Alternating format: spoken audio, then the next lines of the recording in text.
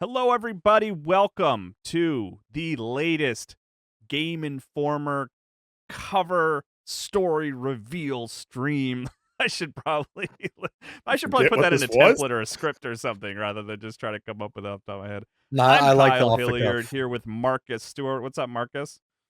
Hey, everybody, it's a good day for a cover reveal. That's right. And then Alex Van Aken is here as well. What's up, Alex?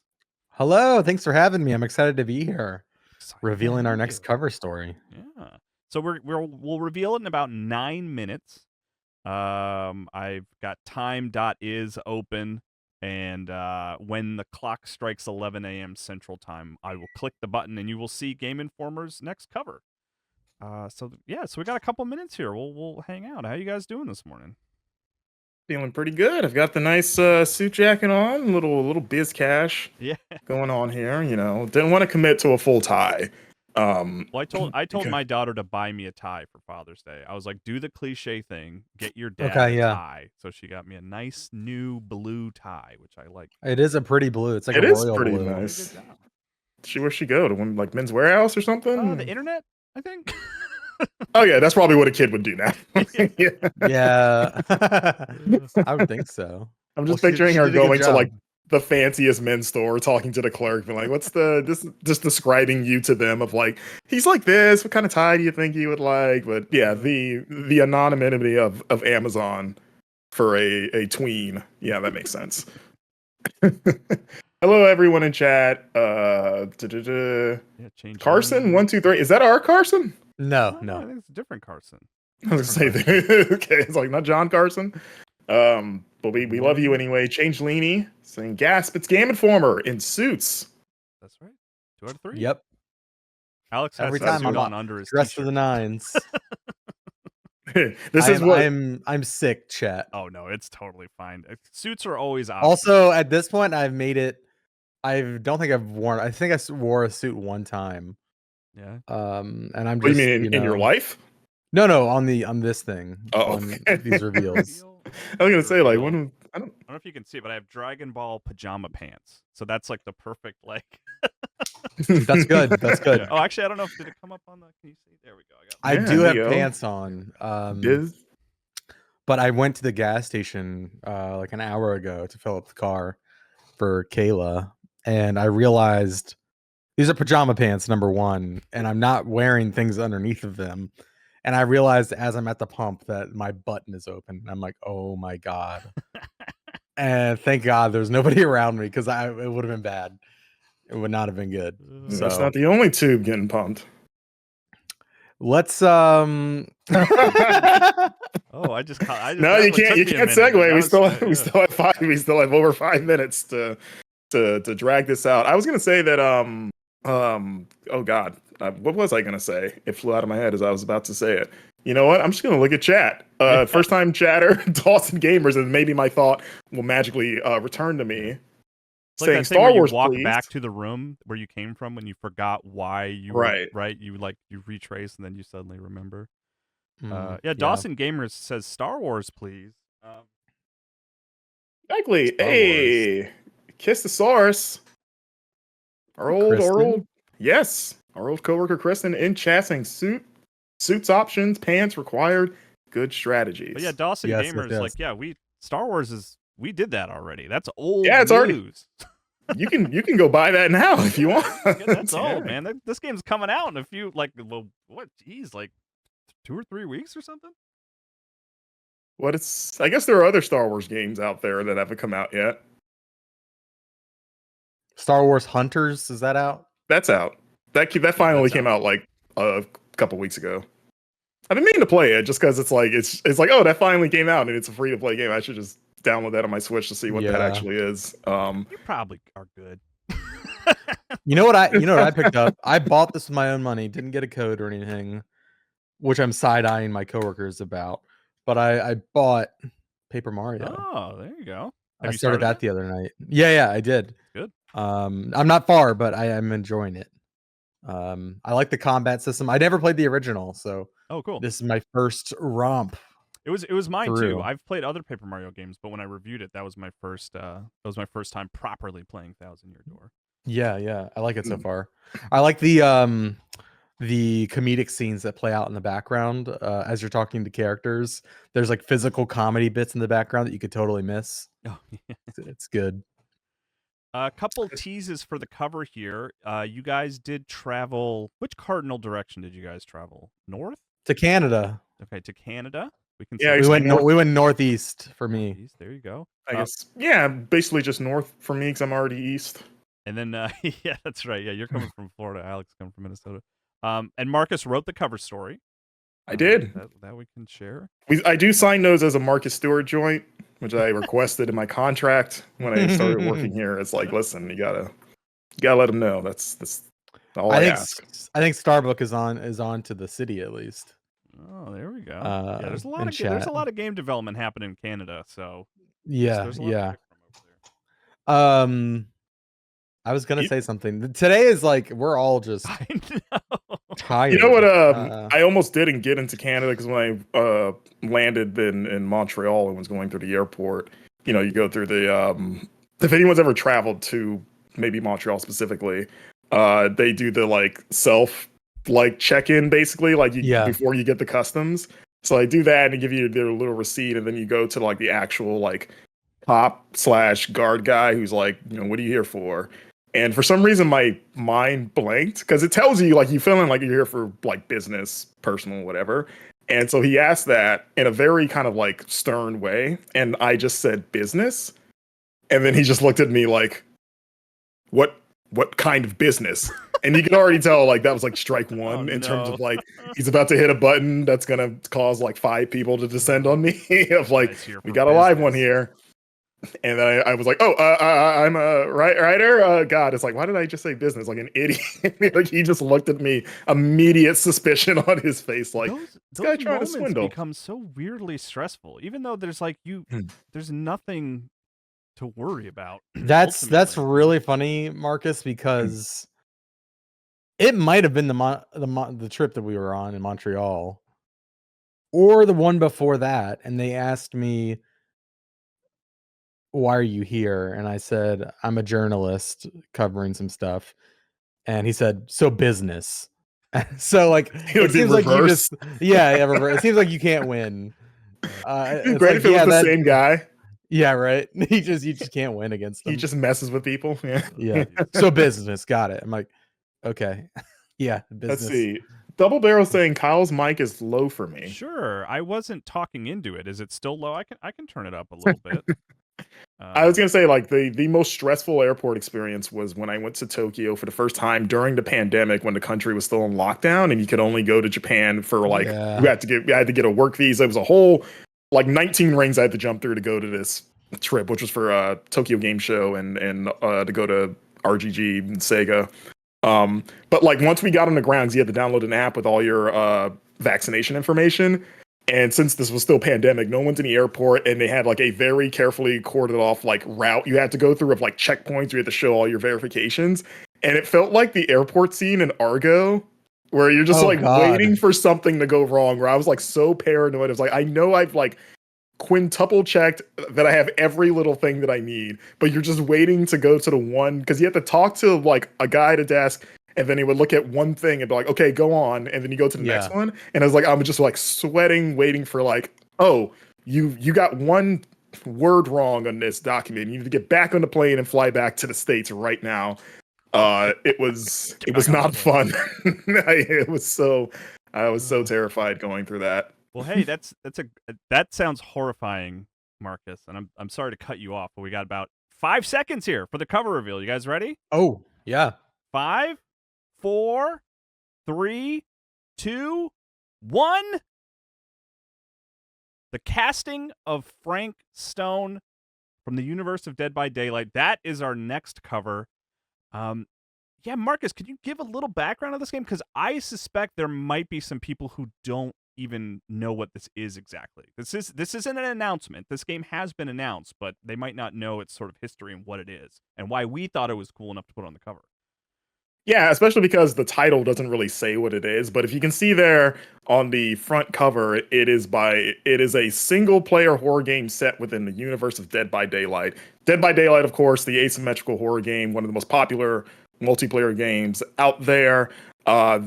the developer of Dead by Daylight, Behaviour Interactive, reached out to Supermassive Games, who is the developer best known for Until Dawn, the Dark Pictures anthology, and most recently The Quarry, to create an original single-player cinematic horror game that is set within the Dead by Daylight universe with an original villain in Frank Stone, like not using the existing DBD trappers, like a brand new villain, new characters, and also blending the two styles together.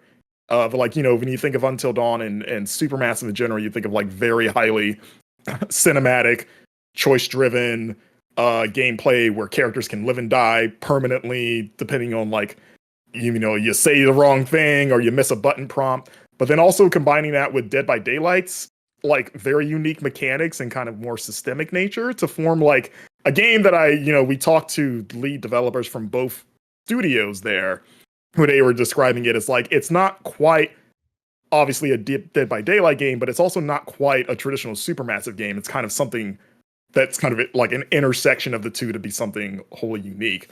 Yeah. And yeah, Alex and I flew up to Behaviour Interactive Studio in Montreal. I got to play a prologue chapter from the game. We got to do a big group interview with the devs and sort of get the skinny on some exclusive features, including one feature that will go up later this afternoon when the digital issue goes live, about the filmmaking mechanic, because the premise of the story is that it's set in the summer of 1980. You're playing as this group of teenagers in this small town, kind of in like the Pacific Northwest of the United States. And they're making a horror movie set in this abandoned steel mill that has like mysterious ties to Frank Stone, who is this like infamous serial killer. And of course, as you would expect, that goes horribly wrong. And, I love that context. And maybe it's just because I was a kid who grew up, you know, filming my friends. Like, I love the premise of like, and they reference it a lot. You bring it up in your cover story, Marcus. The J.J. Abrams film Super 8 right, is like a big point of reference for them, which is like a cool movie. So like, even as someone who doesn't really, I've never really played Dead by Daylight. I'm your cover story like really made me interested in this because it like contextualizes that world. It's from the makers of Until Dawn. There's like all kinds of like cool stuff that I was like, oh, this is interesting. And I think it brings together two groups of things. I'm also like not the big DBD guy. Like, I started playing it for real, getting ready for this trip, but I am a big Supermassive guy. Like, I do generally enjoy their games for the most part. And in this cover story, I even included a sidebar for people maybe like us, where I was like, here's a very basic breakdown of the lore of Dead by Daylight, because Dead by Daylight does have lore behind it. Like, there is like a premise to why that world functions the way it does, which this game will finally give players sort of like a single player like avenue to experience. But I thought it'd be helpful for like people like me, of like, if you just want to know like what is Dead by Daylight beyond just like, you know, 5 or 4v1, you know, horror cameos and stuff like that. Like, what is the narrative glue tying together? There is a section in the story that very like breaks it down for people to know, which I think adds some good context to this game's story. Yeah. There's also, if you're looking for more of a look into the history of Dead by Daylight to understand it, and kind of how it got to where it is today, there's also an accompanying 6-page feature that I wrote in this issue on Dead by Daylight. Because I am a big fan of Dead by Daylight. I've been playing it for years. So Marcus was kind of one side of the coin. I was the other on this trip. And it was really cool to, as somebody who doesn't play a lot of Supermassive games, but has always been curious, this served for me as, you know, I've started a few of these Supermassive games, but didn't, you know, stick with them. I'm a big baby when it comes to horror. And weirdly, I like Dead by Daylight a lot. I think it's like just the right amount of horror and like agency over what's happening to myself in the world, where like I can enjoy it. Plus, you can be the monster. Like, you can be the scary thing. Yeah, that's true. And I don't play I don't play the killer very often, but maybe it's because I could if I wanted to. Theoretically, like that kind of gives me back some sense of power or something, so that I can enjoy it. I don't know, but Yeah, It and to was complement your piece very in there, cool. Alex, like it's a great look at like how that game has become the success story that it is. Like starting from basically the beginning and tracking through today is like this is why this game took off in such an interesting way. It's a good piece. It's like a nice because I think what do we have? 10 pages I think on Frank Stone, and then six pages on sort of the history of Dead by Daylight. It's Yep. a good issue for that reason. If for a good look at that series and what it means. Yeah, I mean, this is like a massive. My camera froze. I'm sorry. It's a. This is a pretty massive franchise. I think they've gotten close to 60 million players to date on Dead by Daylight at one point or another. And so the casting of Frank Stone, I think, looked very promising. I watched Marcus play it. It was fun to kind of do those traditional Supermassive choices. And kind of we got to replay a couple sections to like see how it would have gone otherwise. So yeah, I really enjoyed our demo of it, and I was kind of upset that we didn't see more of it. If only because I felt like it just felt like a big tease to me. Not we saw a substantial amount, but Like we like played the prologue, but we the didn't play prologue. which is a separate, without Yeah. spoiling, it's a separate thing than what the main game like Yeah. is sort of And it set. really whet my appetite. And then it was like, all right, hope you enjoy it when it comes out. And it's like, I wish I could have played some of that main thing, but Yeah. it looks very cool. I'm excited. Yeah, some other cool pieces in the issue before we sign off. Wesley LeBlanc did this big piece on how the South Korean game development scene is really blowing up in a big way. They're really not that it's never been big, but it was so mobile focused, and now it's really becoming more console and PC focused. And Wes sort of tracked that piece. We have an interview with Eli Roth in the issue that I did about the Borderlands movie. This piece from freelancer Pao Yamal talked to the creator of Vampire Survivors, and similar to your Dead by Daylight piece, Alex, like he tracked, how that game started and how it became the success it is today. I really liked how that piece came out. So if you've played Vampire Survivors, definitely check that piece out. We had another freelance piece from Alicia Haddock, who got really embedded in the Splatoon 3 speedrun scene and tracked when a new piece of DLC came out, how that community sort of rallied around it and figured out how to speedrun that. It's really this really focused piece that I like. And then, of course, the cover story and Alex's piece.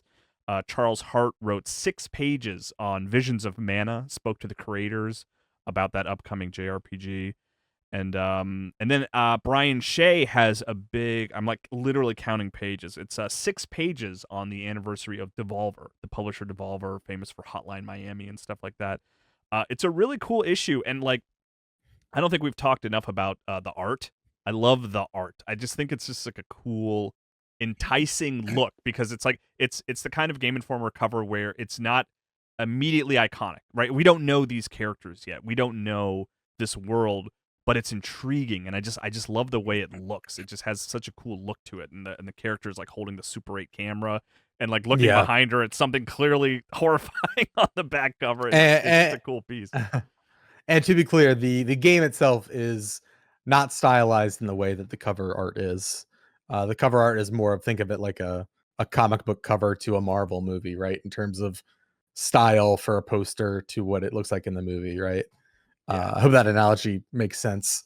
Yeah, it looks like Supermassive's other games. They're focused on realism. It does not look like a Telltale adventure game. It looks like a Supermassive adventure. Very pretty game too. Unreal 5 developed.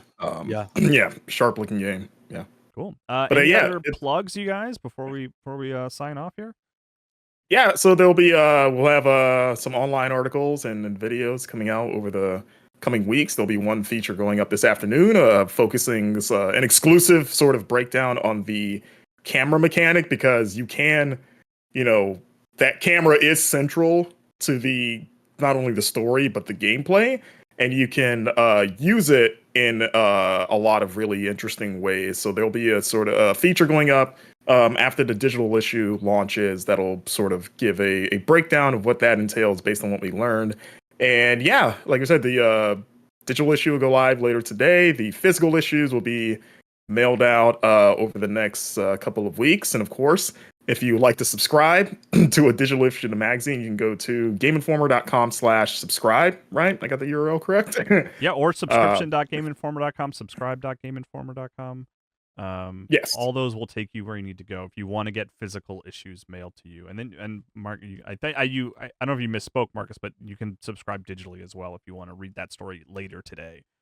Right. The subscription includes physical and a digital issue, but you can get 10 issues a year sent to your house for just $19.91. That's less than $2 an issue if you do the math, which is awesome. 84 pages of goodness. And you can also double up, get a 2-year subscription for $34.99.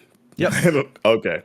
So there you go. So yeah, 20 issues over 2 years for $34.99, whichever one you choose. Great way to support us directly. And yeah, I'm excited for people to read this one. This was fun to put together.